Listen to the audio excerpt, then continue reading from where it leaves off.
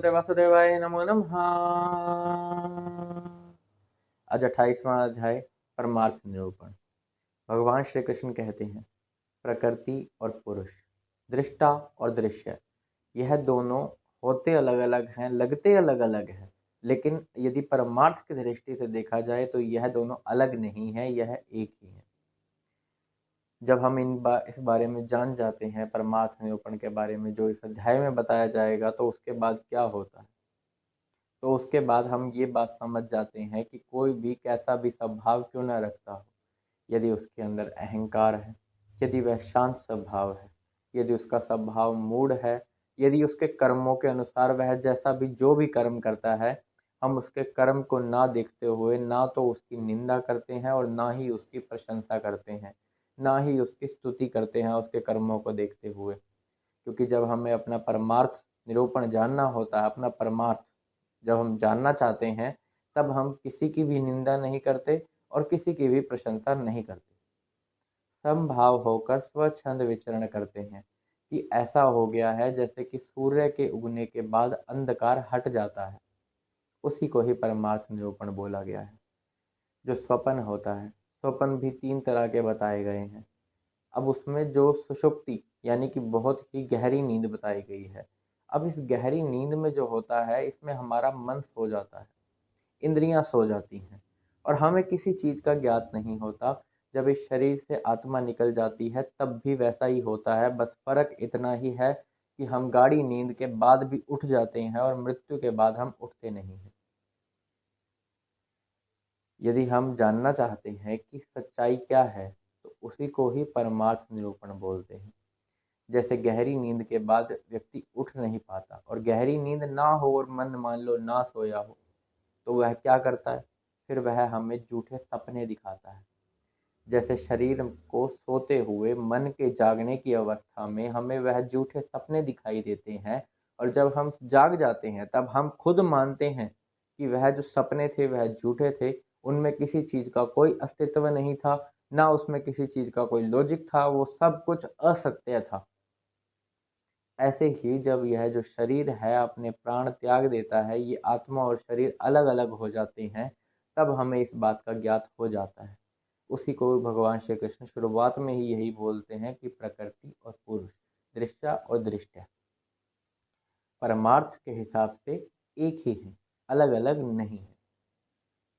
जब यह जान जाते हैं हम कि यह जो सब हम देख रहे हैं, यह सब नाशवान है, इनमें से एक भी चीज सत्य नहीं है, क्योंकि शरीर भी ये नाशवान ही तो है। और जो चीजें हम अपने अपने वस्तु जो भी हम सामने सामने देखते हैं, इनमें से कुछ नहीं था पहले। तो जो चीज कभी थी ही नहीं, वह बाद में कैसे हो सकती है, सिवाय उन परमात्मा के। यहाँ तक कि उनकी बनाई माया, वो भी माया ही तो है। ये जो सत्व रज तम, इनको ये जो गुण हैं जिन्हें हम धारण करते हैं अपनी प्रकृति के हिसाब से, ये भी माया में ही है। सत्य है तो केवल वो परमात्मा स्वयं श्री कृष्ण, उसके अलावा कुछ सत्य नहीं है।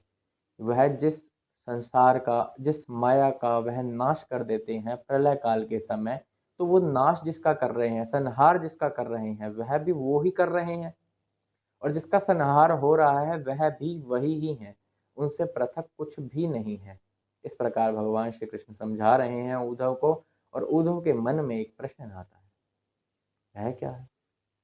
उद्धव जी पूछते हैं कि जब आत्मा और ये शरीर दृश्य और दृष्टि है, जब हम यह बात जानते हैं, और आत्मा तो स्वयं प्रकाश है, और ये शरीर तो मृत्यु के बाद जल जाता है या राख का ढेर हो जाता है, तो ऐसा होने पर शरीर का जन्म मरण तो है ही नहीं, तो आत्मा का जन्म मरण कैसे हो सकता है। तो आत्मा का जन्म मरण भी नहीं है, लेकिन ये उपलब्ध है। जब हमारे कर्म होते हैं जिस प्रकार से, उस प्रकार से तो हमें अलग अलग योनियां मिलती हैं, यानी हमारा दोबारा जन्म होता है। तो आत्मा का तो जन्म मरण है ही नहीं, क्योंकि भगवान श्री कृष्ण बता रहे हैं कि आत्मा जो है ना ये बढ़ती है ना यह घटती है। समय के बीतने के साथ इस पर किसी भी प्रकार का कोई भी प्रभाव पड़ ही नहीं सकता। समय के बीतने के साथ शरीर पर प्रभाव पड़ता है, आत्मा पर प्रभाव किसी भी प्रकार का नहीं पड़ता। तब ऐसा है ही क्या, कैसे इसको समझे कि दोबारा जन्म मरण हो रहा है। तो वह इस प्रकार का प्रश्न करते हैं और भगवान श्री कृष्ण उत्तर देते हैं, कहते हैं इस संसार का ही अस्तित्व नहीं है। जैसे कि स्वप्न में अनेकों विपत्तियां आती हैं, हमें बहुत कठिनाई होती है यदि सपने में कभी, तो सपने में ही हम सोचते रहते हैं कि अब ये क्या हो गया, वो क्या हो गया। हम भागते भी हैं कई बार, हम अपनी जान बचाने के लिए कहीं कूद भी जाते हैं या पता नहीं क्या-क्या देखते हैं सपने में। लेकिन जब जब जाग जाते हैं तब हमें यह भी तो आभास हो जाता है कि वो सारी विपत्तियाँ झूठी ही तो थी, वो सारे दुख, भय, क्लेश झूठे ही तो थे। तो जागते हुए यह सोना ही तो है, या स्वप्न अवस्था ही तो है जो इस शरीर के अंदर इस आत्मा का होना है। और ये सपना कब टूटेगा? वो सपना आँख खुलने पर टूटता है और ये सपना आत्मा के बाहर निकलने पे टूटता है। तब हमें आभास हो जाता है कि जो अहंकार की वजह से हमें भय, क्लेश, दुख यह सब हो रहे थे, यह सब भी वैसे ही झूठे थे जैसे सपने में होने वाली वो विपत्तियाँ झूठी थी। अब जो इस गूढ़ रहस्य को समझ जाता है, फिर वह मननशील पुरुष क्या करता है? वह उपासना की शान से अपनी ज्ञान की तलवार को इतना तीखा कर देता है कि वह जन्म मृत्यु के बंधन को काट डालता है। जब वह इस गूढ़ रहस्य को समझ जाता है, यह तब की बात है जब वह समझ जाता है कि मेरे सामने जितने भी पदार्थ, जितने भी वस्तु हैं, यह पहले कभी नहीं थे, लेकिन जो अब हैं, यह भगवान की माया है। और जो है, यह शरीर नाशवान है, आत्मा नहीं है। और हमारा मेल मिलाप, हमारा मिलान, हमारे जो गुरु हैं, वही हमारे भगवान हैं। जब वह इस बात को जान जाता है, तभी तो वह जानता है परमार्थ को। और जिस बात को जानने के बाद फिर वह अपने आत्मा में रमण करना शुरू कर देता है।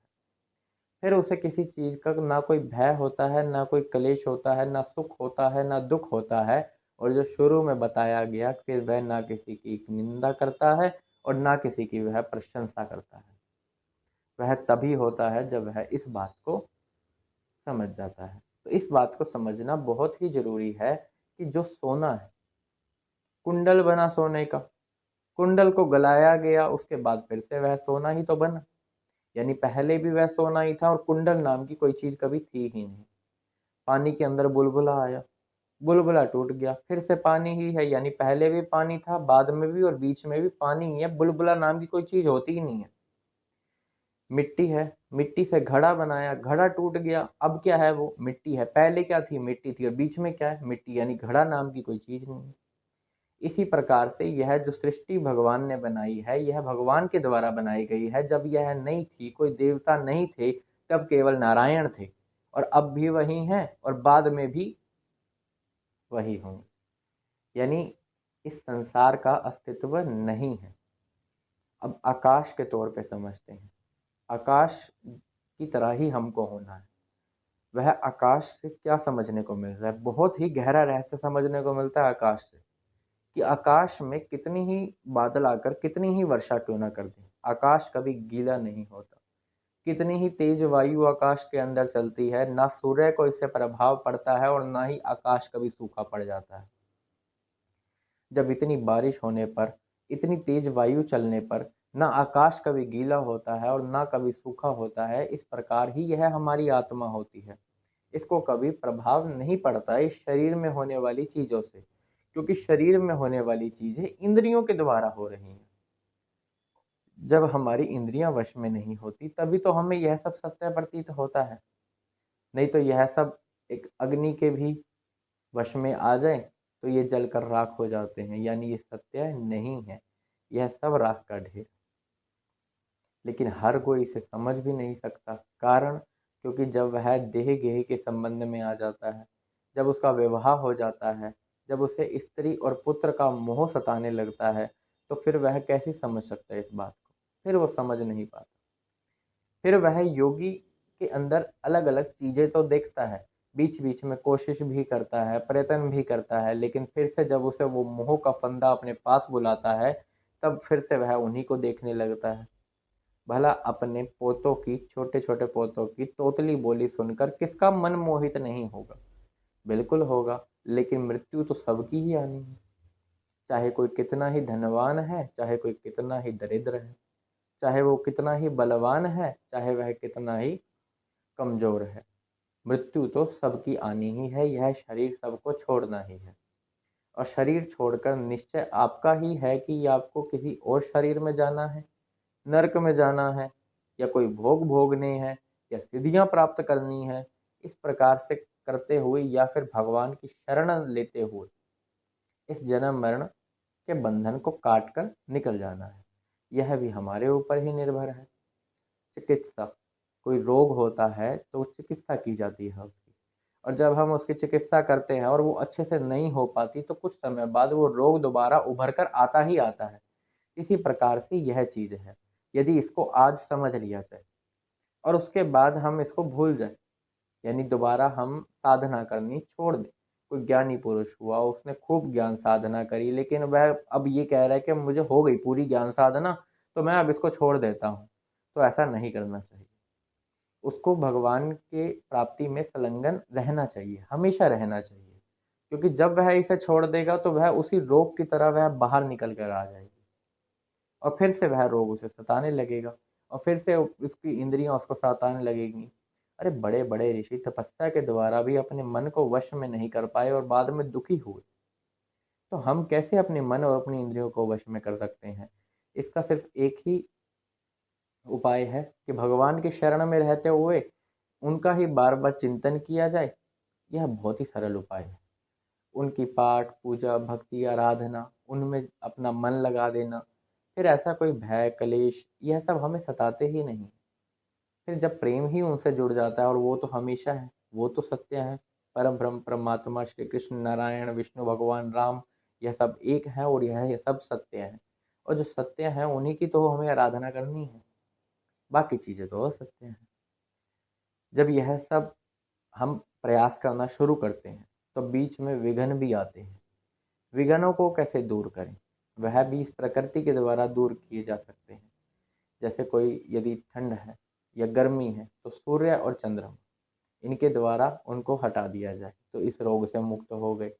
कोई वात नाम का रोग हुआ तो वायु को उपाधि करके, उसकी उपासना करके हम उसको हटा सकते हैं। कोई काम क्रोध लोभ ये हमें सता रहे हैं तो भगवान का चिंतन करके, उनका भजन करके, उनका संकीर्तन करके, उनकी लीलाओं को सुनकर फिर उसको भी दूर किया जा सकता है।